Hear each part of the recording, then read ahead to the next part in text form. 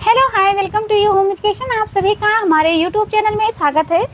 Students, आज की class में आपको जो क्वेश्चन मिलेगा वो रहेगा ह्यूमन एनाटॉमी यानी कि मानव शरीर संरचना के ऊपर। इसमें बहुत सारे टॉपिक आपको क्वेश्चन देखने को मिलेगा, जिससे कि कोशिका हो गया, अस्थि पंजर से रहेगा, पाचन तंत्र से, श्वसन तंत्र से, उत्सर्जन और परिसंचरण, इन सब टॉपिक से मिला करके आपके क्वेश्चन देखने को मिलेगा। बहुत इंपॉर्टेंट क्लास होने वाली है, तो क्लास को पूरा देखिएगा तभी आपको क्वेश्चन समझ में आएगा। चलिए क्लास को शुरू करते हैं बिना देरी किए हुए। आप यहाँ पे पहला क्वेश्चन देख सकते हो। आपसे पहला ही क्वेश्चन बन जाता है कोशिका के ऊपर, यानी कि शरीर रचना की वह इकाई जिससे मानव शरीर की रचना हुई है उसे क्या कहते हैं? उसे क्या कहते हैं आपको बताना है। ऑप्शन ए है कोशिका, बी ऑप्शन है ऊतक, सी ऑप्शन है अंग, डी ऑप्शन है तंत्र। यानी कि आपसे क्वेश्चन ये पूछता है कि आपकी जो शरीर की बनावट है उसमें सबसे छोटी जो रचना होती है, इकाई होती है, वो क्या होती है, यही आपसे पूछा गया है। तो आप बहुत दिन से पढ़ते आ गए हो कि आपके शरीर की सबसे छोटी इकाई क्या होती है, कोशिका होती है। कोशिका से मिलकर ही आपका क्या बनता है, पूरा शरीर का निर्माण होता है। ठीक है, तो आपका इस यहाँ पे पहला का राइट आंसर हो जाता है, A option is the right answer. चलते हैं अगले क्वेश्चन की तरफ। देखिए अब आपके पास दूसरा क्वेश्चन है। क्वेश्चन ये आपसे पूछता है अर्धसूत्री कोशिका विभाजन होते हैं। ऑप्शन ए है मानव शरीर के प्रजनन तंत्र में, ऑप्शन सी है मानव शरीर के प्रजनन तंत्र के अतिरिक्त भाग में, ऑप्शन सी है दांत में, ऑप्शन डी है किसी भी नहीं। आपको बताना है कि जो अर्धसूत्री कोशिका होता है उसका जो विभाजन होता है कहाँ पे होता है, यही आपसे पूछा गया है। तो वो क्या कहाँ पे होता है, मानव की जो प्रजनन तंत्र होती है मानव शरीर की, वहाँ पे कोशिका का विभाजन होता है। ठीक है, ये आपको वैसे भी क्वेश्चन का आंसर बिना पढ़े ही लगा सकते हो कि जो कोशिका की विभाजन होता है अर्धसूत्री में, वो मानव शरीर के प्रजनन तंत्र में होता है। ठीक है, चलते हैं अगले क्वेश्चन की तरफ। आपका दूसरा का यहाँ पे A option is the right हो जाता है। चलते हैं तीसरे क्वेश्चन की तरफ। आप देखिए क्वेश्चन क्या पूछता है, कोशिका के समूह को कहते हैं, यानी कि जो कोशिका आपका उस कोशिका के समूह के पूरे समूह को क्या कहा जाता है, यही आपसे पूछा जा रहा है। ऑप्शन ये है पहला ऑप्शन है अंग, दूसरा है ऊतक, बी ऑप्शन है तंत्र, डी ऑप्शन है कोई नहीं। आपको बताना है कि जो कोशिका का पूरा समूह होता है वो क्या होता है, यही आपसे बताएगा। तो कोशिका का जो समूह होता है वो कहलाता है आपका ऊतक कहलाता है। ठीक है, चलते हैं तीसरा का हमें B option is the right answer मिलता है। जो भी बच्चे नए हैं उनसे रिक्वेस्ट है कि चैनल को सब्सक्राइब कर लें, और जिसने कर दिया हो उनको बहुत बहुत बहुत धन्यवाद। ठीक है, चलिए चौथा क्वेश्चन देखिए। आपसे क्वेश्चन क्या पूछा है कि निम्नलिखित में ऊतक के प्रकार कौन नहीं है, आपसे पूछा गया है। क्या ये उपकला है ऑप्शन, बी ऑप्शन है संयोजी है, सी ऑप्शन पेशी, डी ऑप्शन है लाल रक्त कण। चलिए बताइए कि ऊतक के प्रकार कौन नहीं। देखो क्वेश्चन जो होता है ना मानव शरीर का, जैसे आप पढ़ते हो होम साइंस में चाइल्ड डेवलपमेंट हो गया या फिर आपका टेक्सटाइल हो गया, इन सब से क्वेश्चन जो लॉजिकल बनते हैं, यानी कि आपको तर्क से बताना पड़ता है। लेकिन जो मानव शरीर का हो गया या फिर चाइल्ड डेवलपमेंट जो बच्चों वाला क्वेश्चन पूछा जाता है ना, वो अगर आपको याद रहेगा तभी बता पाओगे। उसमें कोई समझाने वाली या फिर कोई तुक्का लगाने वाला आपको ऑप्शन नहीं समझने ढूंढना पड़ेगा। अगर आप इस वाले टॉपिक को, जैसे कोशिका हो गया, प्रजनन तंत्र हो गया, उत्सर्जन तंत्र होगा, ये सब जो टॉपिक होते हैं अगर आपने पढ़ा है तभी उस क्वेश्चन को आंसर दे सकते हो। ठीक है, अगर नहीं पढ़े हो तो आप कतई नहीं दे सकते। ये लॉजिकल वाले क्वेश्चन नहीं होते हैं, यानी कि तर्क करने वाले क्वेश्चन नहीं होते हैं कि आप तर्क लगा के क्वेश्चन को आंसर दे, ये आपको याद करना पड़ेगा। ठीक है, आपसे पूछा कि ऊतक का प्रकार कौन है, यानी कि तीन है जो आपके ऊतक के प्रकार है, एक ऐसा जो ऊतक के प्रकार में काउंटिंग नहीं होता है। बताइए कि ऊतक के कितने प्रकार होते हैं। आपको फटाफट से चौथा का बताना है। तो आप चौथा वाला ऑप्शन क्या बताएंगे, जो आपका लाल रक्त कणिकाएं होती हैं, लाल रक्त कणिकाएं यानी कि जो आपके खून वाली होती है ना, जैसे प्लेटलेट्स हो गए, लाल हो गए, सफ़ेद रक्त कणिकाएं, ये उनमें से टॉपिक से ये आपका नहीं होगा। लेकिन उपकला, पेशीय, संयोजी ऊतक, ये कितने होते हैं, ऊतक के प्रकार में काउंटिंग होते हैं। तो हमारा फोर्थ का डी ऑप्शन राइट हो जाता है। अब देखिए क्वेश्चन क्या पूछता है, वैसा मजबूत ऊतक जो कान और नाक के रास्तों में रीढ़ की हड्डियों के बीच में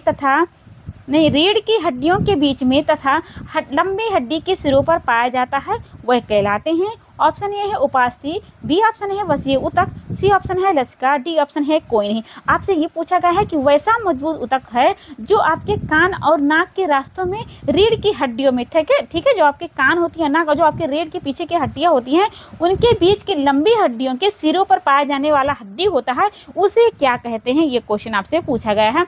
तो आप उसे क्या बताएंगे, आप उसे बताएंगे उपास्थि कहते हैं। ठीक है, आपका 5 का ए ऑप्शन सही हो जाता है। चलते हैं अगले क्वेश्चन की तरफ। देखिए अब क्वेश्चन क्या पूछता है आपसे। देखिए क्या कहता है क्वेश्चन कि मनुष्य के सचेतन नियंत्रण के बिना कार्य करने वाला तथा आंतरिक अंगों में पाए जाने वाला ऊतक कहलाता है। ऑप्शन ए है लसिका, ऑप्शन बी है अनैच्छिक, ऑप्शन सी है हृदयी, ऑप्शन डी है ऐच्छिक। आपको बताना है कि मनुष्य के जो सचेतन नियंत्रण के बिना कार्य करने वाला तथा आंतरिक अंगों में पाए जाने वाला ऊतक जो होता है क्या कहलाता है, आपको यही बताना है। 6 नंबर का क्वेश्चन आपसे पूछा गया तो आप क्या बताएंगे, ये अनैच्छिक पेशियां होती हैं। ठीक है, जो आपके आंतरिक अंगों में होती हैं वो कैसी होती हैं, अनैच्छिक होती हैं। ऐच्छिक नहीं होती, ऐच्छिक वो होती हैं जिसपे आप कंट्रोल कर सको, अनैच्छिक वो होती है जिससे आप उसे कंट्रोल नहीं कर सकते हैं। जैसे आपका जैसे आपका ब्लड बहता है तो आप उसे रोक नहीं सकते हो ना, आपकी जो हार्मोन निकलते हैं उससे तो आप रोक नहीं सकते। आपकी हार्ट बीट चलती है, ठीक है, आपका श्वसन चलता है तो आप इससे आप अपने कंट्रोल में नहीं कर सकते हो ना, ये तो अपने आप चलती है, तो ये ऐच्छिक हो गई। ठीक है, जो आपके नियंत्रण के बिना कार्य करने वाली होती है, जो भी आपके अंदर पाई जाती हैं। ठीक है, तो आपका 6 का बी ऑप्शन सही हो जाता है। चलते हैं अगले क्वेश्चन की तरफ। अगले क्वेश्चन बढ़ने से पहले अगर कोई बच्चा नया है तो उनसे चैनल सब्सक्राइब करने को कहा जा रहा है, तो प्लीज़ आप कर सकते हो। ठीक है, ऑप्शन ये है 7वां कहता है ऑप्शन कि मस्तिष्क तथा रीढ़ रज्जु में पाए जाने वाला ऊतक कहलाते हैं। ऑप्शन ये है स्नायु ऊतक, बी ऑप्शन है ऐच्छिक, सी ऑप्शन है पेशीय, डी ऑप्शन है उपकला।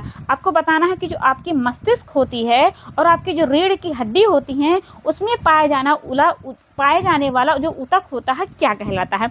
आपसे ये क्वेश्चन पूछा गया है, फटाफट से बताइए तो उसे क्या कहा जाता है, उसे कहा जाता है स्नायु ऊतक कहा जाता है। उसे ऐच्छिक, पेशीय ये सब उपकला नहीं कहा जाता है, उसे स्नायु ऊतक कहा जाता है। तो आपका 7 का ए ऑप्शन राइट हो जाता है। अब 7 से 8 क्वेश्चन की तरफ बढ़ते हैं। देखिए क्वेश्चन क्या पूछता है कि विभिन्न ऊतकों के समूह को कहते हैं जो विभिन्न अंगों के समूह को कहते हैं। ठीक है, यानी कि जो ऊतक के समूह होते हैं उनके विभिन्न अंगों का जो समूह होता है तो वो क्या कहलाता है। आपसे क्वेश्चन ये पूछता है क्या वो तंत्र कहलाता है, क्या वो कोशिकाएं कहलाता है, या फिर सी ऑप्शन रक्त कण कहलाता है, डी ऑप्शन कोई नहीं। आपको बताना है कि जो विभिन्न ऊतकों के समूह होते हैं और जो विभिन्न अंगों का समूह होता है उसे आप क्या कहेंगे। आपसे क्वेश्चन जो पूछा गया है तो आप बताओ, उसे कहा जाता है अंग तंत्र कहा जाता है। ठीक है, यानी कि तंत्र भी लिखा है, अंग तंत्र तब भी आप लगा सकते हो। तो 8 का आपका ए ऑप्शन सही हो जाता है। चलते हैं अगले क्वेश्चन की तरफ। अब देखिए ये क्वेश्चन क्या था आपके पास। देखिए आप क्वेश्चन क्या कहता है, अगर आपसे पूछा जाए कि कोशिका के समूह को क्या कहा जाता है तो आप क्या बताना, आप बताना कि ऊतक कहा जाता है।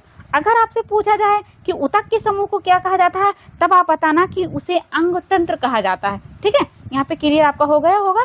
9th का क्वेश्चन देखिए, 9th आपसे क्वेश्चन क्या पूछा जा रहा है, सामने है क्वेश्चन ये कह रहा है कि सहारा, गति और संरक्षण देता है हमारा। ऑप्शन ए है कंकाली तंत्र, ऑप्शन बी है पेशीय तंत्र, ऑप्शन सी है नाड़ी तंत्र, ऑप्शन डी है श्वसन तंत्र। यानी क्वेश्चन आपसे ये पूछता है कि आपका पूरा शरीर है तो पूरे शरीर को आपको सहारा देता है, गति भी देता है और संरक्षण भी देता है, तो आपके शरीर का वो क्या भाग कहलाएगा। तो वो आप ऐसे भी जान सकते हो कि कंकाल तंत्र। आप कंकाल के तंत्र के बिना आपका पूरा शरीर खड़ा नहीं हो पाएंगे, आप ऐसे लूज सा हो जाओगे। अगर आपके शरीर में हड्डी नहीं है तो आपका जितने सारे मांस हो जाते पूरा बैठ जाएगा, पिलपिला सा शरीर रहेगा ना।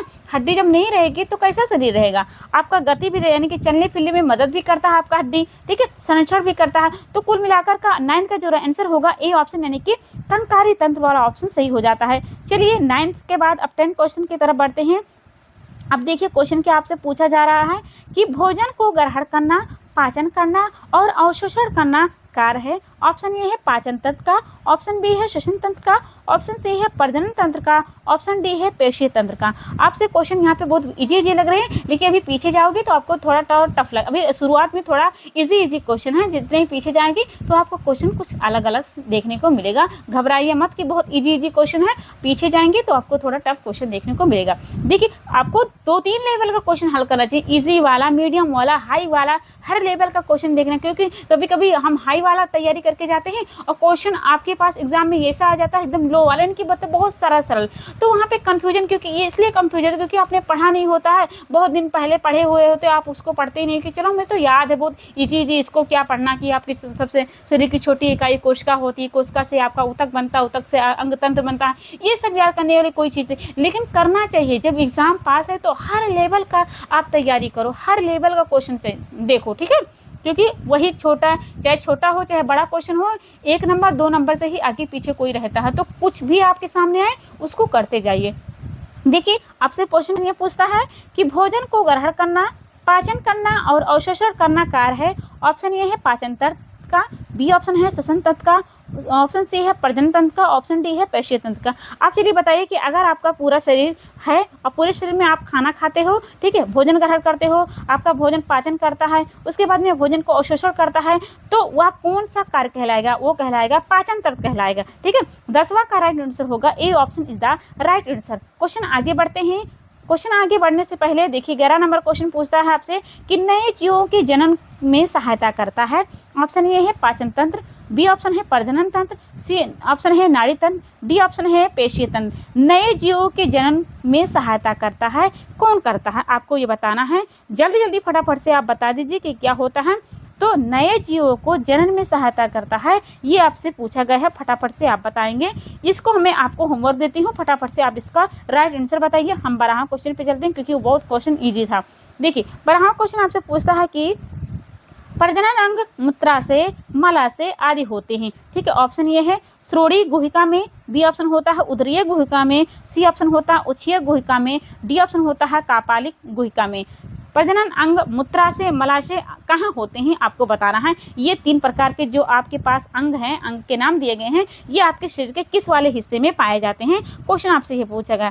आप क्या बताओगे? आप बताओगे श्रोणीय गुहिका में पाया जाता है। प्रजनन अंग मूत्राशय मलाशय ये सब कहाँ पाया जाता है? आपके श्रोणीय गुहा में पाया जाता है। 12वां का यहाँ पे आपका राइट आंसर मिल गया है, A option is the right answer. आप यहाँ पे उत्तर माला है, आप देख सकते हो। ठीक है, मैं इसका लिंक वहाँ पे टेलीग्राम पे भेज दूंगी, ये PDF आप वहाँ से क्वेश्चन को देख लेना। ठीक है, मैं यहाँ पे अगर आपको बता रही हूँ तो वहाँ पे टेलीग्राम पे जा करके आप प्राप्त कर लेना, जो भी यहाँ पे PDF भेजा जाएगा। चलिए अगले क्वेश्चन की तरफ चलते हैं। अब देखिए, अब इधर अभी तक पीछे आपने 1 से लेकर के 12 जो क्वेश्चन किया था वो कोशिका से क्वेश्चन था। अब यहाँ पे हड्डियों से संबंधित क्वेश्चन देखने को मिलेगा। चलिए शुरू करते हैं। अब यहाँ पे पहला क्वेश्चन आपसे पूछा गया है हड्डियों से संबंधित। क्वेश्चन को ध्यान से देखिएगा क्योंकि क्वेश्चन बहुत महत्वपूर्ण है। आपसे क्वेश्चन ये कहता है कि एक वयस्क मानव के अस्थि पंजर में होती हैं, यानी कि एक कोई वयस्क मानव है उसके अंदर कितनी हड्डियां मौजूद होती हैं? ऑप्शन ये है 206 अस्थियां, बी ऑप्शन है 106 अस्थियां, सी ऑप्शन है 306 अस्थियां, डी ऑप्शन होता है 61 अस्थियां। चलिए बताइए कि एक स्वस्थ मानव के अंदर कितनी प्रकार की हड्डियां होती हैं? कितनी प्रकार ने कितनी होती हैं ये पूछा गया है। चलिए बताइए, तो आप क्या बताओगे? आप तो शुरू से जानते हैं कि 206 हड्डियां होती हैं। तो हमारा पहला का ए ऑप्शन सही हो जाता है। अब चलते हैं हम दूसरे क्वेश्चन की तरफ। दूसरे क्वेश्चन को पढ़ने से पहले जो भी बच्चे नए आए हैं चैनल को सब्सक्राइब कर लीजिएगा। ठीक है, जो भी नए बच्चे हैं उनको मैं कह रही हूँ, जिसने कर लिया है उनको बहुत बहुत थैंक यू। ठीक है, चलिए देखिए क्वेश्चन क्या पूछता है कि अस्थि पंजर मानव शरीर के लगभग होती है। ठीक है, ऑप्शन ये है 5वां भाग, बी ऑप्शन है 7वां भाग, सी ऑप्शन है 10वां भाग, डी ऑप्शन होता है 20वां भाग। आपसे अस्थि पंजर लिखा है तो आप जान लेना कि हड्डियों की बात हो रही है। ठीक है, तो मानव शरीर के लगभग होती हैं, कितना होती हैं आपसे बताया गया है। तो आप क्या बताओगे? 7वां भाग होती है। ठीक है, अस्थि पंजर मानव शरीर के लगभग 7वां भाग होती है। तो आपका दूसरा का बी ऑप्शन सही हो जाता है। चलिए दूसरा से तीसरा क्वेश्चन देखते हैं। अब यहाँ पे देखिए क्वेश्चन क्या पूछता है कि तीसरा क्वेश्चन अस्थियां तथा उपास्थियां जोड़ों पर जुड़ी होती हैं। ऑप्शन ये है रबर द्वारा, बी ऑप्शन होता है स्नायु द्वारा, सी ऑप्शन होता है मज्जा द्वारा, डी ऑप्शन होता है कांटी द्वारा। जो आपकी अस्थियां होती हैं और उपास्थियां जो जोड़ों पे आपकी जो हड्डियां होती हैं ना, जोड़ों पर जुड़ी होती हैं, किससे जुड़ी होती हैं ये आपसे पूछा गया है। आप बताओगी स्नायु द्वारा जुड़ी होती हैं। ठीक है, हमारा तीसरा का बी ऑप्शन करेक्ट हो जाता है। चलते हैं अगले क्वेश्चन की तरफ। अगर आपको लग रहा है कि मैं स्पीड से बोल रही हूँ तो मेरी स्पीड को थोड़ा स्लो कर लीजिए, तब आप क्वेश्चन को आंसर दीजिए, क्योंकि मेरे बोलने से पहले आपको क्वेश्चन का आंसर देना है। ठीक है, 4th क्वेश्चन देखिए, आपसे पूछा जा रहा है कि अस्थि पंजर में अस्थि पंजर के कौन प्रमुख भाग नहीं है, यानी कि आपसे नहीं पूछा गया है तो 3 आपके हैं, एक ऐसा आपका नहीं है। ऑप्शन ये है सिर, बी ऑप्शन है दड़, सी ऑप्शन होता है अंगरांग, डी ऑप्शन होता है रक्त कण। आपको बताना है कि कौन नहीं होते हैं, ये आपसे पूछा गया है। तो आप जानते हो कितने होते हैं? 3 होते हैं। पहले को कहा जाता है सिर, दूसरे को कहा जाता है धड़, तीसरे को कहा जाता है हाथ पाँव या फिर कहें अग्रांग कहा जाता है। ठीक, हाथ पाँव को ही अग्रांग कहा जाता है। तो आपका सिर मिल गया, अग्रांग मिल गया और धड़ मिल गया। तो एक क्या हो सकता है? रक्त कण आपका नहीं काउंटिंग होता है आपके अस्थि पंजर के भाग में। ठीक है, तुम्हारा 4th का जो राइट आंसर होगा डी ऑप्शन करेक्ट हो जाता है। चलते हैं अगले क्वेश्चन की तरफ। अब देखिए 5 नंबर का क्वेश्चन है। क्वेश्चन क्या पूछता है देखिए जरा, कौन सी अस्थियां उत्तोलक का कार्य करती हैं? ठीक है। ऑप्शन ये है लंबी अस्थियां, बी ऑप्शन होता है चपटी अस्थियां, सी ऑप्शन होता है छोटी अस्थियां, डी ऑप्शन होता है सिस्माइड अस्थियां। आपको बताना है कि कौन सी अस्थियां उत्तोलक का कार्य करती हैं। 4th नंबर का क्वेश्चन है। आप बताओगे जो उत्तोलक का कार्य करती हड्डियां वो लंबी अस्थियों में होती हैं, ठीक है। चपटी, छोटी, सिस्माइड ये सब अस्थियां नहीं होती है, वो लंबी वाली हड्डियां होती हैं जो आपके उत्तोलक का कार्य करती हैं, ठीक है। तो वो आपका 5th का ऑप्शन जो होगा A option is the correct answer हो जाता है। अब आपके सामने 6 नंबर का क्वेश्चन है। क्वेश्चन ये पूछता है कि कलाई की मणिबंधिका अस्थियां हैं। ऑप्शन ये है लंबी अस्थियां, ऑप्शन बी है छोटी अस्थियां, ऑप्शन सी है सिस्माइड अस्थियां, ऑप्शन डी है चपटी अस्थियां। आपको बताना है कि जो आपकी कलाई की हड्डियां होती हैं वो किस प्रकार की हड्डियां होती हैं, आपको बताना है। आप क्या बताओगे, वो छोटी अस्थियां होती हैं, ठीक है। तो आपका 6 का जो राइट आंसर होगा बी ऑप्शन सही हो जाता है। अगले क्वेश्चन चलते हैं, बढ़ते हैं। अगला क्वेश्चन बढ़ने से पहले जो भी बच्चे नए हैं उनसे कहा जा रहा है कि चैनल सब्सक्राइब कर लें। क्यों कर लें, क्योंकि देखो यहाँ पे जो आपको क्लास मिल रहा है ना वो यूजीसी नेट का भी क्वेश्चन करवाया जा रहा है, और जो टीजीटी देते हैं, पीजीटी देते हैं, एलटी देते हैं, जीआईसी देते हैं, होम साइंस से जो भी एग्ज़ाम देते हैं आप उनका भी क्वेश्चन कराया जाता है। तो जो आप टीजीटी पीजीटी देते हो वो सुबह 10 बजे जाएगा आपका क्वेश्चन, और 3 बजे जो क्वेश्चन जाएगा वो आपका रहेगा यूजीसी नेट का क्वेश्चन रहेगा, ठीक है। आपको कभी 50 मिलेगा क्वेश्चन, कभी 100 मिलेगा, इतने क्वेश्चन आपको देखने को मिलेगा। बहुत अच्छा क्लास आपको देखने को मिलता है, इसलिए आप चैनल को सब्सक्राइब कर सकते हो, ठीक है। अगर आप कहते हो कि जो भी आपकी डिमांडेड रहेंगी क्लास, यानी कि आप कहोगे कि इस टॉपिक का क्वेश्चन बनाओ जैसे न्यूट्रिशन साइंस, वो भी आपका अलग से पढ़ा दीजिएगा जो आपकी डिमांड रहेंगी, लेकिन पर डे आपका 10 बजे जाएगा आपका TGT PGT related question. UGC net का जो क्वेश्चन रहेगा वो शाम को 3 बजे जाएगा, ठीक है। अब देखिए 7वां नंबर क्वेश्चन आपसे पूछा जाता है कि मेरुदंड कोष पसलियां तथा उरोसित हैं। ऑप्शन ए है खोपड़ी, ऑप्शन बी है धड़ की अस्थियां, ऑप्शन सी है हाथ पांव की अस्थियां, ऑप्शन डी है कोई भी नहीं। आपको बताना है कि मेरुदंड कोष पसलियां जो उपस्थित होती हैं वो होती हैं कहाँ पे होती हैं, आपको बताना। तो ये कैसी होती हैं, धड़ की उपस्थितियाँ होती हैं, ठीक है। यहाँ पे चलते हैं, धड़ की अस्थियाँ होती हैं। तो आपका राइट आंसर होगा कौन सा होगा, धड़ की ऑप्शियां वाला राइट आंसर हो जाता है। चलते हैं अगले क्वेश्चन की तरफ, आंसर हो जाता है। चलते हैं अगले क्वेश्चन की तरफ। 7वां का बी ऑप्शन करेक्ट हो जाता है। पढ़ने से पहले जो भी बच्चे नए हैं उनसे रिक्वेस्ट है कि चैनल को सब्सक्राइब कर ले, ठीक है। एग्जाम कभी भी हो सकता है, जहां से वीडियो मिले वहां से देख लो, ठीक है। ये नहीं देखना चाहिए कि कितना व्यूज आ रहा है, कितना व्यूज नहीं आ रहा है, जैसा आपको समझ में आ रहा है जिस भी चैनल से आप वहां से क्वेश्चन को प्राप्त कर लो, ठीक है। एक ही नंबर से हार और जीत होती है, कभी आप फेल नहीं होते हो एग्ज़ाम देते हो। तो इस उम्र में होगे तो कभी फेल तो नहीं होगे, लेकिन आपको 1 number 2 number 3 number 5 number 6 number से ही आपको सिलेक्शन रुक जाता है। तो जैसा क्वेश्चन मिले, जहाँ से मिले, जिस बुक से मिले, अगर आपसे सब्जेक्ट के रिलेटेड है तो आपको ज़रूर वो हल करना चाहिए। तो चलते हैं अगले क्वेश्चन की तरफ। 8वां क्वेश्चन आपसे पूछा जाता है कि जो आपकी कपाल की हड्डियां होती हैं कितनी होती हैं, यानी कि 8 नंबर का क्वेश्चन कहता है कपाल में कितनी अस्थियां होती हैं। ऑप्शन ए है 14, ऑप्शन बी है 8, ऑप्शन सी है 2, ऑप्शन डी है 206। आपको बताना है कि आपके कपाल में कितनी अस्थियां होती हैं। आप जानते हो ना कि कितनी होती हैं, 8 होती हैं, ठीक है। हम शुरू से पढ़ते आए हैं ना कितनी हड्डियां होती हैं। शरीर की बात करें तो 206 होती हैं, आपके पूरे शरीर की बात करें, और कपाल की बात करें तो कितनी होती हैं, 8 होती हैं। और यहीं पे अगर आपसे क्वेश्चन ये पूछा जाता है कि आपके जो खोपड़ी होती हैं, खोपड़ी में कितनी अस्थियां होती हैं, तो आपको बताना पड़ेगा 2 अस्थियां। 2 अस्थियां में पहला आपके, अगर हम कपाल की बात करें, पहला आपका होता है कपाल, ठीक है। पहला आपका होता है कपाल, दूसरा होता है आपका मुख, ठीक है। दूसरा आपका होता है मुख, यहाँ पे लिख देते हैं। अगर हम कपाल की बात करें तो आप जान गए हो 8। अगर हम बात करें मुख की तो आप कितना बताओगे, आप बताओगे 14, ठीक है। यहाँ पे थोड़ा गलत हो गया, राइटिंग नहीं अच्छा से लिख जाता, फिर से हम लिख देते हैं। अगर आपसे पूछा जाए कि खोपड़ी में कितनी हड्डियां होती हैं, आपको बताना है 2 होती हैं, ठीक है। 2 भागों में बांटा जाता है, पहले को कहा जाता है कपाल और दूसरे को कहा जाता है मुख कहा जाता है, ठीक है। अगर हम कपाल की बात करते हैं तो होती हैं 8, और अगर हम मुख की बात करें तो कितनी होती हैं, 14 होती हैं। तो आपका यहाँ पे कन्फ्यूजन दूर हो गया है कि ये क्वेश्चन कैसा पूछा गया था। आपसे यहाँ पे पूछा गया कपाल कितनी अस्थियां, तो आप बताना 8 होती हैं। अगर मुख पूछा जाता तो आप कितना बताते, आप बताते 14 बताते। चलते हैं अगले क्वेश्चन की तरफ। देखिए अब आपसे क्वेश्चन क्या पूछा जाता है। अब है आपके पास क्वेश्चन 9th नंबर का क्वेश्चन देखिए क्या कहता है। 9 नंबर का क्वेश्चन आपसे कहता है कि मेरुदंड किससे जुड़ी होती हैं तथा किसे सहारा देती हैं। ऑप्शन ये है रीढ़ से तथा सिर को, बी ऑप्शन होता है सिर से तथा रीढ़ को, सी ऑप्शन होता है कंठिका अस्थि से तथा रीढ़ को, डी ऑप्शन होता है कोई भी नहीं। आपसे पूछा गया जो आपकी पीठ के पीछे जो मेरुदंड की हड्डियां होती हैं वो जुड़ी होती हैं और किसे सहारा देती हैं, आपको ये बताना है। तो आप क्या बताओगे, आप बताना आपकी रीढ़ से तथा सिर को हड्डी आपको इस क्या देती हैं, सहारा देती हैं।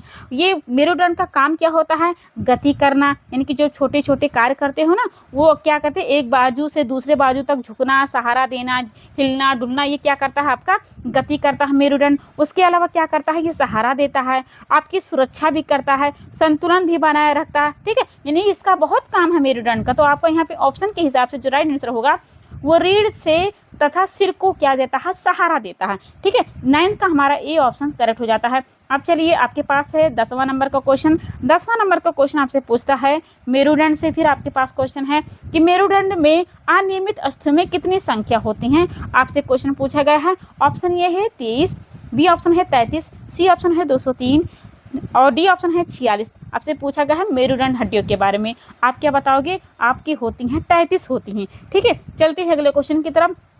अब 10वां का बी ऑप्शन सही हो जाता है। 11वां क्वेश्चन आपसे पूछता है कि मेरुदंड के कौन सा कार्य नहीं है, यानी कि इन 4 ऑप्शन में से कौन सा कार्य नहीं। तो अभी हमने आपको बताया था, पहले यहाँ पे ऑप्शन पढ़ देते हैं।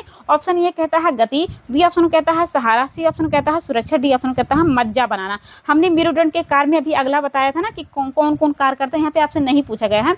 तो कौन कौन कार्य करता है पहले आपको ये जानना पड़ेगा। क्या करता है, वो गति करता है, सहारा देता है, सुरक्षा देता है, संतुलन बनाए रहता है, खड़ी स्थिति में जब खड़े रहते तो आपको सहारा देता है। ठीक है, तो आपका जो मज्जा बनाना है ये कोई कार्य आपका मेरुदंड नहीं करता है। तो आपका 11वां का जो राइट आंसर होगा डी ऑप्शन, यानी कि आपको नहीं ढूंढना था तो नहीं डी वाले ऑप्शन में आपको मिल जाता है। तो आपका डी ऑप्शन इसलिए करेक्ट हो जाता है। अब देखिए 12 नंबर का क्वेश्चन है। आपसे क्वेश्चन ये पूछता है कि वैसी त्रिकोणात्मक अस्थि जो ऊपर की तरफ 5वें कोटि वर्टेब्री तथा नीचे की तरफ कॉक्सिक्स से जुड़ी होती हैं और जो दोनों तरफ नितंब स्थिति से जुड़कर श्रोणीय प्रदेश बनाते हैं वे कहलाते हैं। ऑप्शन ये है सेक्रम, बी ऑप्शन होता है सर्विकल वर्टेब्री, सी ऑप्शन होता है एटलस, डी ऑप्शन होता है कोई नहीं। अब 12वां का यहाँ पे क्वेश्चन पूछा गया है तो आप इसे क्या बताओगे, ए ऑप्शन राइट बताओगे, यानी कि सेक्रम आपका सही हो जाता है। चलते हैं अगले क्वेश्चन की तरफ। आप यहाँ पे आंसर मिलान कर सकते हो, आपके पास यहाँ पे आंसर दिया गया है। अब इधर क्वेश्चन आपको मिलेगा आपके मसल से क्वेश्चन में रहेंगे, यानी कि जोड़ों और आपके मसल से क्वेश्चन देखने को मिलेगा। अभी तक आपने देखा था आपके हड्डियों और कोशिकाओं से क्वेश्चन देखा। चलिए देखिए पहला क्वेश्चन आपसे क्या पूछता है, जोड़ों में अस्थियां परस्पर जुड़ी रहती हैं। ऑप्शन ये है रेशेदार ऊतक उपास्थि स्नायु तथा पुट्ठे के द्वारा, बी ऑप्शन होता है धागों तथा तारों द्वारा, सी ऑप्शन होता है खून तथा मांस द्वारा, डी ऑप्शन होता है सभी गलत हैं। आपको बताना है कि जोड़ों में जो आपकी अस्थि यानी कि हड्डियां होती हैं, जो आपकी जोड़ों हड्डियों से जुड़ी होती हैं वो आपकी किससे जुड़ी होती हैं, आपको बताना है। पहला के यहाँ पे बताना है तो आप क्या बताओगे, रेशेदार ऊतक उपास्थि स्नायु तथा पुट्ठे के द्वारा जुड़ी होती है। तो आपका ए का राइट आंसर होगा, नहीं पहला का राइट आंसर होगा, A option is the right answer. चलते हैं अगले क्वेश्चन की तरफ। देखिए अब दूसरा क्वेश्चन क्या पूछता है। देखिए आपके पास क्वेश्चन है अस्थिर जोड़ों, स्थिर जोड़ों को कहते हैं। ऑप्शन ये है स्नायु, बी ऑप्शन होता है सीवन, सी ऑप्शन होता है उपास्थि, डी ऑप्शन होता है कोई नहीं। आपको बताना है कि स्थिर जोड़ों को क्या कहा जाता है, आप बताना कि उसे सीवन कहा जाता है। ठीक है, आपका दूसरा का जो राइट आंसर होगा B option is the right answer हो जाता है। चलते हैं अगले क्वेश्चन की तरफ।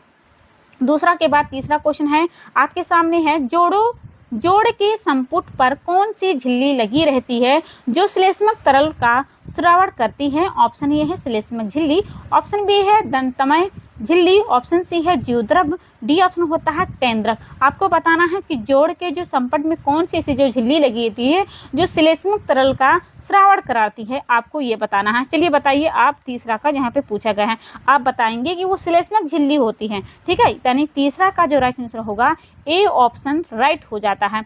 आप देखिए क्वेश्चन क्या पूछा गया है। ये क्वेश्चन बहुत आपको टफ लग रहे हैं। अभी हमने पीछे कहा था ना कि क्वेश्चन आपको थोड़ा इजी लगेगा, इधर आएंगे क्वेश्चन थोड़ा टफ। अब इधर आपको थोड़ा टफ क्वेश्चन देखने को मिलेगा।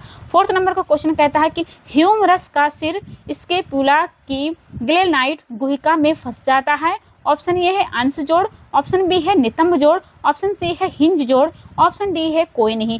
आपको बताना है कि ह्यूमरस का सिर्फ के स्केप्यूला की ग्लेनाइट गुहिका में फंस जाता है, कौन ऐसा ऑप्शन करेक्ट होता है? तो आप बताएंगे वो अंश जोड़ होता है। अंश जोड़ क्या हो जाता है? आपके ग्लेनाइट गुहिका में फंस जाता है। तो आपका फोर्थ का ए ऑप्शन करेक्ट हो जाता है। जो भी बच्चा पढ़ा होगा तभी ये उसका आंसर दे सकता है, जिसने बच्चे ने तैयारी नहीं की है वो कतई आप इसका जवाब नहीं दे सकता है। धुरी जोड़ होते हैं, ऑप्शन ये है गर्दन तथा हाथ पाँव में, गर्दन तथा हाथ पाँव में, बी ऑप्शन होता है गर्दन तथा कमर में, सी ऑप्शन होता है कमर तथा टांग में, डी ऑप्शन होता है सिर तथा पाँव में। तो धुरी जोड़ होते हैं कहाँ पे होते हैं आपसे पूछा गया है। आप बताना कि आपके जो गर्दन का हिस्सा होता है और हाथ में होता है वहाँ पे जोड़ पे ये जब धुरी जोड़ जुड़े होते हैं। तो आपका 5 का राइट आंसर होगा A option is the right answer. बाकी तीसरा क्या हो जाता है? तीनों गलत हो जाते हैं।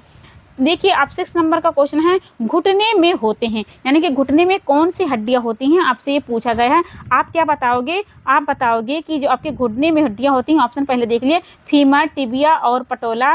बी ऑप्शन होता है रेडियस, अल्ना, अनामी, अस्थि। सी ऑप्शन होता है टिबिया, फिबुला तथा टेलस। डी ऑप्शन होता है कोई नहीं। आपके घुटने में कि कौन सी हड्डियां होती हैं आपसे ये पूछा गया है। तो आप क्या बताओगे? घुटने में आपकी होती हैं फीमर, टिबिया और आपकी होती हैं पटोला होती हैं, यानी कि आपका 6 का ए ऑप्शन सही हो जाता है। उसके बाद में अगर आपसे पूछा जाता है कि रेडियम, अल्ना और अनामी जो अस्थियां होती हैं वो किससे जुड़ी होती हैं, तो आपको बताना है वो कलाई से होती हैं। ठीक है, वो कलाई की अस्थियां होती हैं। यहाँ पे कर देते हैं इसको, वो कलाई की होती हैं। अगर आपसे पूछा है टिबिया, फिबुला तथा टेलस ये कहाँ से जुड़ी होती हैं, तब इसे आप क्या बताएंगे?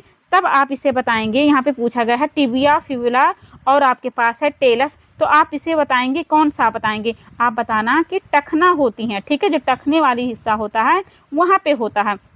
तो आपका चारों ऑप्शन क्लियर हो गया होगा कि फीमर, टिबिया और पटोला घुटने में, रेडियम, अल्ना, अनामी अस्थि कलाई में, टिबिया, फिबुला तथा टेलस किस में होती हैं? टखना में होती हैं। उसके अलावा अगर आप कहीं पे लिखना चाहते हो तो आप अंश के बारे में लिख लो। ठीक है, अंश का जो जोड़ होता है वो कौन सी होती हैं? आपकी होती हैं स्केप्यूला, और जो ह्यूमरस वाली होती हैं अस्थियाँ वो आपकी अंश और जोड़ में पाई जाती हैं। और आपकी हमने टखना बता दिया, हमने कलाई बता दिया और हमने नितंब नहीं बताया है। ठीक है, नितंब जो आपकी होती हैं यहाँ पे हम लिख देते हैं, नितंब जो आपकी होती हैं वो कहाँ होती हैं यहाँ पे लिख देते हैं। तो अनामी जो होती हैं अस्थियाँ, अस्थि हो गई, फीमर हो गए, ये आप कहाँ पाई जाती है? वो नितंब में पाई जाती हैं। तो आपका यहाँ पे सारा क्लियर हो गया होगा। हमने अंश का बताया, हमने कोहनी बताया, कलाई बताया, नितंब बताया, घुटना और टखना बताया। तो आपका 6 का यहाँ पर पूछा गया था घुटना के बारे में, तो आपका ए ऑप्शन करेक्ट हो जाता है। चलते हैं अगले क्वेश्चन की तरफ। अब देखिए 7वां क्वेश्चन आपसे क्या पूछता है। क्वेश्चन कहता है कि स्वस्थ शरीर में पेशियां सदा ही थोड़ी कसावट की स्थिति में रहती हैं तथा प्रत्येक समय क्रिया के लिए तत्पर रहें, यह तत्परता कहलाती है। ऑप्शन ये है पुट्ठे, बी ऑप्शन होता है मसल टोल, सी ऑप्शन होता है अल्ना टोल, डी ऑप्शन होता है कोई भी नहीं। चलिए बताइए 7वां का राइट आंसर आपसे पूछा गया है। आप क्या बताएंगे? इस ऑप्शन में यहाँ पे चूज करना है 7वें में, तो आप किसे चूज करोगे? आप बताओगे मसल टोन होती है, यानी कि जो स्वस्थ शरीर होता है उसमें जो आपकी पेशियां होती हैं कसावट की स्थिति में रहती हैं ताकि आप प्रत्येक समय में तत्पर रहें। ठीक है, यानी कि तत्परता कहलाती है, तो मसल टोन आपका कहलाता है। तो 7 का बी ऑप्शन करेक्ट माना जाता है। 8वां क्वेश्चन की तरफ चलते हैं। 8वां क्वेश्चन आपसे पूछा जाता है। क्वेश्चन ये कहता है, थोड़ा नीचे कर देते हैं ताकि आपको सही से दिखने मिले। हाँ देखिए, पेशियों का कार्य क्या नहीं है, यानी कि आपका एक ऐसा है जो आपका कार्य नहीं है, बाकी तीनों आपके कार्य में काउंटिंग होते हैं। आपके पास ऑप्शन ये है गति करना, बी ऑप्शन होता है संस्थिति बनाए रखना, सी ऑप्शन होता है शरीर में गर्मी उत्पन्न करना, डी ऑप्शन होता है शरीर में ठंडक उत्पन्न करना। तो आपका पूछा गया है कि जो आपकी पेशियां होती हैं वो कार्य करती नहीं कौन है। ठीक है, यानी कि जो आपका पता होगा ना कि आपकी पेशियां कौन सी कार्य करती हैं तब भी तो बता पाओगे। तो आपको बताना है वो पेशियां जो आपकी कार्य करती हैं वो 3 मुख्य काम करती हैं। 3, ठीक है, 3 मुख्य काम करती हैं। एक करती हैं गति करना, दूसरा करते हैं संस्थिति बनाए रखना और तीसरा करती हैं शरीर में गर्मी उत्पन्न करना। जो आपका शरीर में ठंडक उत्पन्न करना ये आपकी पेशियों का कार्य नहीं होता है। तो आपका डी ऑप्शन गलत हो जाता है। ठीक है, हम डी ऑप्शन को चुनते हैं। ठीक है, आप यहाँ पे इसको करेक्ट मान सकते हो। 8वां का यहाँ पर डी ऑप्शन करेक्ट हो जाता है। चलते हैं अगले क्वेश्चन की तरफ। आप देखिए 9वां क्वेश्चन क्या कहता है। 9वां क्वेश्चन आपके पास है कि व्यायाम तथा पेशीय कार्यों में ग्लूकोज का उपयोग हो जाता है जिससे भूख लगती है और आप भोजन करते हैं ताकि निर्माण हो सके। ठीक है, ऑप्शन ये है अवरोधन का, बी ऑप्शन है ऑक्सीजन का, सी ऑप्शन होता है कार्बन डाइऑक्साइड का, बी ऑप्शन होता है फ्रक्टोज का। तो आपसे ये पूछा गया है कि जो व्यायाम करते हो या फिर पेशीय कार्य में जो आपका ग्लूकोज का उपयोग होता है, जिससे आपको भूख लगती है और हम भोजन करते हैं ताकि आप निर्माण कर सके, तो आप क्या निर्माण करते हो? आप करते हो ईंधन का निर्माण करते हो। ठीक है, आपका 9th का ऑप्शन हो जाएगा ए ऑप्शन करेक्ट हो जाता है। चलते हैं अगले क्वेश्चन की तरफ। अब देखिए 10वां नंबर आपसे क्वेश्चन पूछता है, कहता है क्वेश्चन कि कौन सी पेशियां टेम्पोरल के मेस्टाइड प्रवर्धन तथा स्टर्नम से जुड़ी हुई होती हैं तथा गर्दन को एक तरफ मोड़ने में सहायक होती हैं। ऑप्शन ये है ट्रेपीजियस, बी ऑप्शन होता है स्टर्नोमेस्टाइड, डी ऑप्शन होता है डेल्टाइड, डी ऑप्शन होता है लेटिसिमस, डसाई होता है। चलिए बताइए क्या बताएंगे? डरसाई। अब चलिए बताइए क्या 10वां का जो राइट आंसर होगा उसको आपको बताना है कि कौन सी ऐसी जो पेशियां होती है टेम्पोरल के मेस्टाइल प्रवर्धन तथा स्टर्नम से जुड़ी होती हैं और गर्दन के एक तरफ मोड़ने में सहायता प्रदान करती हैं, तो वो कौन होती हैं? स्टर्नोमेस्टाइड वाली आपकी पेशियां होती हैं। ठीक है, तो आपका 10वां का बी ऑप्शन करेक्ट माना जाता है। आप चल दिए हैं 11 क्वेश्चन। 11 क्वेश्चन बढ़ने से पहले जो भी बच्चे नए आए हैं उनसे रिक्वेस्ट है कि चैनल को सब्सक्राइब कर लें। अगर आपने कर दिया है तो बहुत अच्छी बात है। ठीक है, बहुत अच्छे हैं आप जिसने कर दिया है। देखिए क्वेश्चन क्या कहता है, वैसी पेशियां जो नितंब का मांसल भाग बनाती हैं तथा फीमर से जुड़कर नितंब जोड़ का फैलाव करती हैं वे कहलाते हैं। ऑप्शन ये है ट्राइसेप्स, बी ऑप्शन होता है बाइसेप्स, सी ऑप्शन होता है ग्लूटियल, डी ऑप्शन होता है हैमस्ट्रिंग। चलिए बताएं कि ऐसी जो आपकी पेशियां होती हैं जो आपके मसल नितंब का मांसल भाग बनाती हैं और फीमर से जुड़कर नितंब जोड़ का फैलाव करती हैं, इस प्रकार की जो अस्थियां होती हैं, पेशियां होती हैं, वो क्या कहलाती हैं? आपसे पूछा गया है। तो 11वां नंबर का क्वेश्चन आप क्या बताएंगे? वो होती हैं ट्राइसेप्स वाली होती हैं। ठीक है, तो आपका 11वां का राइट आंसर होगा A option is the correct answer. चलिए देखिए अब देखिए 12 नंबर का क्वेश्चन आपके सामने है, कौन सी पेशियां जांघों के पीछे रहने वाली होती हैं जो अस्नास्थि तथा हीमर से टिबिया तथा फिबुला तक रहती हैं, जो घुटने के जोड़ का आकोचन करती हैं। ऑप्शन ये है हेमिस्ट्रिन, बी ऑप्शन होता है सार्टोरियस, सी ऑप्शन होता है चतुर्थर्स फिमोरिस, डी ऑप्शन होता है कोई नहीं। आपको बताना है, अगर आपने टॉपिक को पढ़ा होगा तभी क्वेश्चन का आंसर दे पाओगे। आप चाहे जितना अगर पढ़े नहीं हो, आप भले ही खाली क्वेश्चन को हल करते जाओगे तो आप नहीं कर पाओगे। अगर आप टॉपिक पढ़े रहोगे तभी क्वेश्चन का आंसर दे सकते हो, वरना आप तुक्का लगाकर नहीं दे सकते। तुक्का लगाकर 1-2 क्वेश्चन आपका सही हो सकता है, हर आपका क्वेश्चन सही नहीं हो सकता है जब तक आप खुद से पढ़ाई नहीं कर पाओगे। ठीक है, चलिए बताइए कि 12वां का राइट आंसर क्या होगा। अगर आपने बताया होगा ए ऑप्शन वाला यानी कि हेमिस्ट्रिंग, तो बिल्कुल करेक्ट बताया है, क्योंकि 12वां का ए ऑप्शन बिल्कुल करेक्ट माना जाता है। चलिए अब अगले क्वेश्चन की तरफ चलते हैं। 13वां नंबर का क्वेश्चन आपके सामने है। क्वेश्चन कहता है कि किन पेशियों के कारण मेरु में आकोचन होता है तथा मल त्याग तथा शिशु जन्म में सहायता होती है। ऑप्शन ये है तृतीयक पेशियां, ऑप्शन बी है उदरीय ऋजु पेशियां, ऑप्शन सी है अनुपरस्थ पेशियां, ऑप्शन डी है कोई भी नहीं। आपको बताना है कि कौन सी ऐसी पेशियां होती हैं जिसके कारण मेरु में आकुंचन होता है और मल त्याग और शिशु जन्म में सहायता प्रदान करता है। 13वां का यहाँ पे आपको राइट जवाब देना है, तो आप बताएंगे उदरीय ऋजु पेशियां होती हैं। बी ऑप्शन बिल्कुल करेक्ट माना जाता है। अब 14वां क्वेश्चन की तरफ चलते हैं। के बीच में स्थित जो पेशियां उसे श्वसन के लिए ऊपर उठाती हैं वो कहलाती हैं। ऑप्शन ये है इंटरकोस्टल्स, बी ऑप्शन होता है मध्यपट, सी ऑप्शन होता है अनुप्रस्थ पेशी, डी ऑप्शन होता है कोई नहीं। पसलियों के बीच में स्थित जो पेशियां उसे श्वसन के लिए ऊपर उठाती हैं वो क्या कहलाती हैं? वो कहलाती है इंटरकोस्टल्स कहलाती हैं। 14 का ए ऑप्शन बिल्कुल करेक्ट माना जाता है। आप यहाँ पे आप आंसर मिलान कर सकते हो, देख सकते हो इसका जवाब। ठीक है, चलिए अगले क्वेश्चन की तरफ चलते हैं। अब आपको क्वेश्चन देखने को मिलेगा, वो रहेंगे उत्सर्जन तंत्र। ठीक है, उत्सर्जन तंत्र से आपको क्वेश्चन देखने को मिलेगा। चलिए देखते हैं हमारा पहला क्वेश्चन आपसे क्या पूछा जाता है। अब आपके पास है अगला क्वेश्चन। देखिए कहता है क्वेश्चन पहला कि जो अनावश्यक पदार्थों को शरीर से बाहर निकालता है उसे कहते हैं। ऑप्शन ये है श्वसन तंत्र, बी ऑप्शन होता है उत्सर्जन तंत्र, सी ऑप्शन होता है पाचन तंत्र, डी ऑप्शन होता है सी ऑप्शन होता है प्रजनन तंत्र, डी ऑप्शन होता है पाचन तंत्र। तो जो भी आपने न्यूट्रिशन खाया, जो भी आपने खाद्य पदार्थ खाया है वो आपके शरीर में जाकर के पचता है, अवशोषण होता है, उसके बाद में शरीर के बाहर निकलता है। तो शरीर से बाहर निकलने की जो प्रक्रिया होती है उसे क्या कहते हैं? उत्सर्जन तंत्र कहते हैं। अब उत्सर्जन तंत्र किसे कहते हैं? तो जो भी अनावश्यक पदार्थ होते हैं शरीर का बाहर निकलना ही क्या कहलाता है, उत्सर्जन कहलाता है। अगर ये शरीर जो भी वेस्ट मटेरियल है आपके शरीर में रह गए, ठीक है, ये शरीर में अगर रहने दिए जाएं जो भी वेस्ट मटेरियल हैं तो आपके स्वास्थ्य को खराब कर सकते हैं, आपको मृत्यु भी हो सकती है, ठीक है। अब अनावश्यक पदार्थ बहुत सारे हो सकते हैं, जैसे आपका कार्बन डाइऑक्साइड हो गया, मूत्र हो गया, जैसे कि आपके अनावश्यक प्रोटीन हो गया, खनिज हो गया, नमक हो गया, पानी हो गया, जो भी आपका अनपचा भोजन हो गया, टॉक्सिन हो गया, ये सब क्या होते हैं, अनावश्यक पदार्थ होते हैं जो बाहर निकालने के लिए आपके बहुत प्रकार के अंग होते हैं, जैसे कि त्वचा हो गया, ठीक है। त्वचा कैसे आप काम करता है, तो त्वचा क्या करता है, पसीना बनकर बाहर निकालता है, ठीक है, पानी को। आपके गुर्दा भी हो गया, गुर्दा क्या करता है, मूत्र से बाहर को निकालता है, ये भी आपका क्या होता है, वेस्ट मटेरियल होता है। आपका फेफड़ा भी क्या होता है, उत्सर्जन तंत्र का काम करता है, जैसे कि फेफड़ा क्या करता है, कार्बन डाइऑक्साइड और पानी को बाहर निकालता है, ठीक है।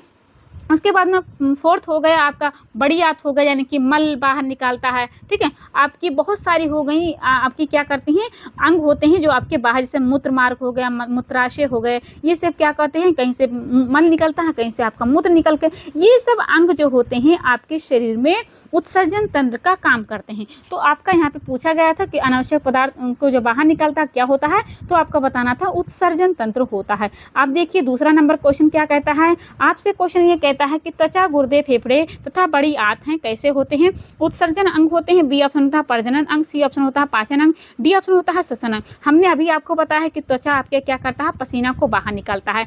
गुर्दा क्या करता है, गुर्दे का काम होता है कि मूत्र को बाहर निकालने का काम करता है। फेफड़ा क्या करता है, कार्बन डाइऑक्साइड को निकलता है। बड़ी आंत क्या करता है, बड़ी आंत आपका मल बाहर निकालता है, ठीक है, भोजन को पचाता है। तो आपका उत्सर्जन तंत्र में काउंटिंग होता है ना, तो आपका क्या हो जाएगा, ऑप्शन ए वाला सही हो जाता है, यानी कि दूसरा का ए ऑप्शन बिल्कुल राइट हो जाता है।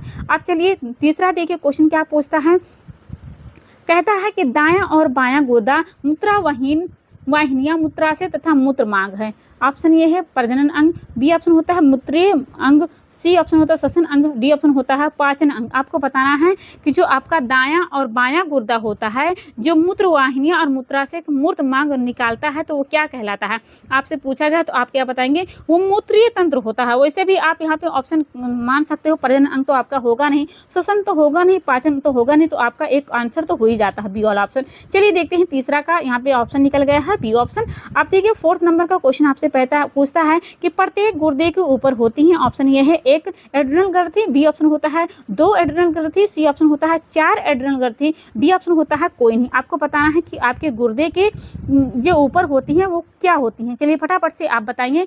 तो आप अगर इसका जवाब देंगे तो क्या बताएंगे, एक एड्रिनल ग्रंथि होती है, ठीक है। आपका ऑप्शन निकल के आता है ए ऑप्शन, यानी कि एक प्रकार की एड्रिनल ग्रंथि होती है। तो हमारा ऑप्शन क्या हो गया, फर्स्ट वाला राइट हो जाता है।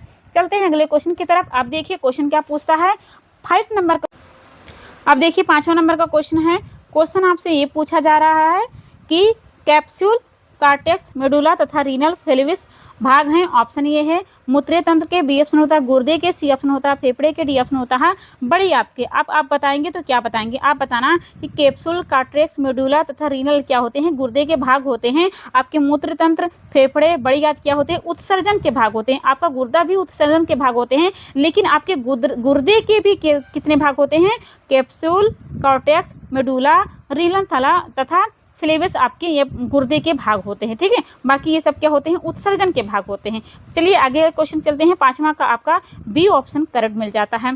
5वां आपको सही मिल गया। अब 6वां देखिए क्वेश्चन क्या पूछता है। क्वेश्चन ये कहता है कि जो सिकुड़ कर मूत्र को गुर्दे से मूत्राशय में पहुंचाती हैं उसे कहते हैं। ऑप्शन ये है मूत्र वाहिनियां, बी ऑप्शन होता है फेफड़े, सी ऑप्शन होता है बड़ी आंत, डी ऑप्शन होता है छोटी आंत, डी ऑप्शन होता है कोई नहीं। आप बताएंगे कि जो सिकुड़ कर मूत्र को गुर्दे से मूत्राशय में पहुंचाती हैं वो क्या कहलाती हैं, वो कहलाती हैं मूत्र वाहिनियां कहलाती हैं, ठीक है। आपका जो गुर्दा होता है वह मूत्राशय में पहुंचाती हैं, सिकुड़ करके मूत्र वाहिनियां आपकी होती हैं। चलिए 6 का आपका ए ऑप्शन करेक्ट मिला है। अब देखिए ये क्वेश्चन पढ़ने से पहले जो भी बच्चे नए हैं वो चैनल को सब्सक्राइब कर लें ताकि आपको जल्दी से आपको क्वेश्चन मिल सके, ठीक है। मूत्राशय की भित्तियों में पाई जाने वाली कौन सी परत गलत है, ठीक है। यानी कि मूत्राशय की पाई जाने वाली यहाँ पे परत है, एक ऐसा आपका है जो गलत है, बाकी 3 क्या है आपका सही है। ऑप्शन ये है बाहरी पेरिटोरियल परत, बी ऑप्शन होता है पेशीय परत, सी ऑप्शन होता है श्लेष्मी परत, डी ऑप्शन होता है उपास्थि परत। आप बताएंगे जो आपके मूत्राशय की जो भित्तियों की परत होती हैं वो कौन सी होती हैं, फटाफट से इसका जवाब देना है। वैसे तो आपके 4 प्रकार के परत होते हैं, ठीक है, 4 प्रकार के आपके परत होते हैं। यहाँ पे एक परत आपका नहीं होता है, एक परत आपको बताते हैं, जब तक इसका आंसर बताइए। तो 7वां का यहाँ पे पूछा गया, तो आप बताएंगे उपास्थि परत क्या होता परत होता है, वो आपके मूत्राशय की परत में नहीं काउंटिंग होता है, बल्कि आपके क्या होता है, बाहरी पेरिटोरियल परत आपका होता है, पेशीय परत होता है, आपका श्लेष्मीय परत होता है, एक आपका होता है अर्ध झिल्ली का परत होता है, ठीक है। और उसके बाद में आपका 4th मिल गया, ठीक है। हमने बाहरी बताया, पेशीय बताया, श्लेष्मीय परत बताया, और एक आपका क्या बताया हमने आपका बताया है अर्ध झिल्ली, ठीक है। यहाँ पे लिख देते हैं अर्ध झिल्ली। अगर आपको याद रहेगा तो बहुत अच्छी बात है। आप 4th वाले ऑप्शन में अगर लिखा होता अर्ध झिल्ली तो ये चारों ऑप्शन सही हो जाते हैं। यहाँ पे उपास्थि परत लिखा है तो आपके मूत्राशय की भित्तियों के परत में काउंटिंग नहीं होते, तो इसलिए आपका डी ऑप्शन करेक्ट माना जाता है। चलिए अब 7वां से 8वां क्वेश्चन है, 7वां भी देखिए। अब 8वां क्वेश्चन देखिए। क्वेश्चन क्या कहता है जब शरीर में बहुत अधिक तरल हो जाता है तो उस स्थिति को कहते हैं। ऑप्शन ये है इडिमा, बी ऑप्शन होता है निर्जलीकरण, सी ऑप्शन होता है कब्जियत, डी ऑप्शन होता है बुखार। जब शरीर में बहुत अधिक तरल हो जाता है तो वो क्या होता है, वो आपका होता है इडिमा हो जाता है, ठीक है। आपका करेक्ट आंसर होगा इडिमा वाला सही हो जाता है। निर्जलीकरण यानी कि सूख गया है शरीर, तो ये आपका होगा नहीं। तो आपका 8 का राइट आंसर होगा D option, A option is the right answer. चलिए देखते हैं। अब देखिए यहाँ पे आपका उत्तर माला दिया हुआ है, आप यहाँ पे मिलान कर सकते हैं। जो भी हमने यहाँ पे क्वेश्चन आपको दिया है, आपको बताया है, उसका मैं PDF आपको टेलीग्राम पे दे दूंगी। आप वहाँ से क्वेश्चन देख सकते हो, समझ सकते हो। अगर आप एग्ज़ाम पास है तो उसको मिलान कर सकते हो।